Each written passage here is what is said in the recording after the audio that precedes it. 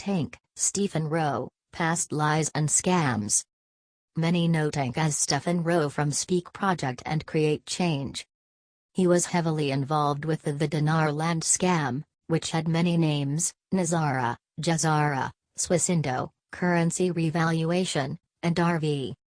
Tank and many others would have weekly live updates telling their thousands of listeners that the RV would happen next Monday, and everyone that bought currency, dinars, Vietnamese dong, and Zimbabwean dollars would get those currencies exchanged for US dollars and becomes billionaires overnight.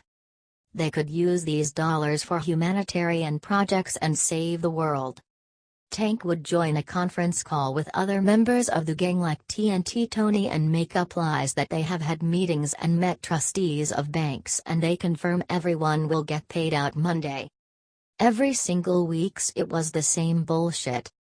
Then they would have to sign a non-disclosure agreement, NDA, when each person had made the exchange, as each person would have their own exchange rate at the time, unless they take the screen rates. This is what he told his followers. If you take the screen rate, you will not have to sign an NDA. If that changes in any way, it will be a one-page NDA. As stated above, it's designed to prevent you from talking about or sharing written information specific and unique to this event.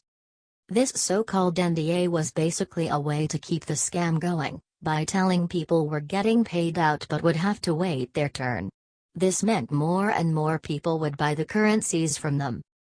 People were buying 100 trillion Zimbabwean dollars notes for $50 and told the RV exchange would give them the same back in US dollars. Tank told his followers that he guarantees they will get paid, and it's all true. He had seen the screen rates by his contacts in banks. Thousands of people bought this currency, which is worthless. At the time you couldn't even buy a loaf of bread for 100 trillion Zimbabwean dollars in Zimbabwe due to hyperinflation. On 11th of December 2017, Tank claimed to have confirmation from the trustee of the U.S. Capital Private Bank that they would all get paid on Monday, even though he knew the bank was fake. Notice the name Ricky Nathaniel on the document? He pushed a scam claiming he had $65 quadrillion for humanitarian projects. He is a well-known money launderer. Tank is partially to blame for all of those that have lost thousands of dollars. He has never once sincerely apologized to those victims. Today he is still pushing a saver scam.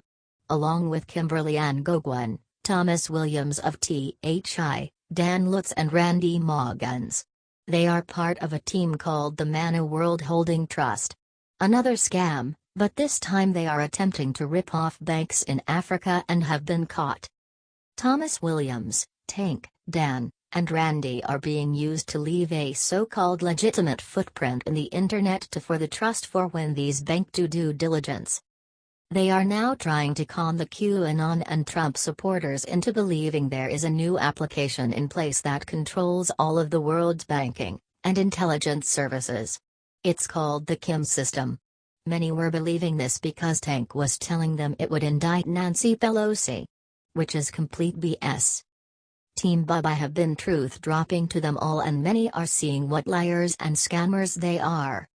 Once again, this proves all of the MWHT Holding Trust team are links to scams or criminals.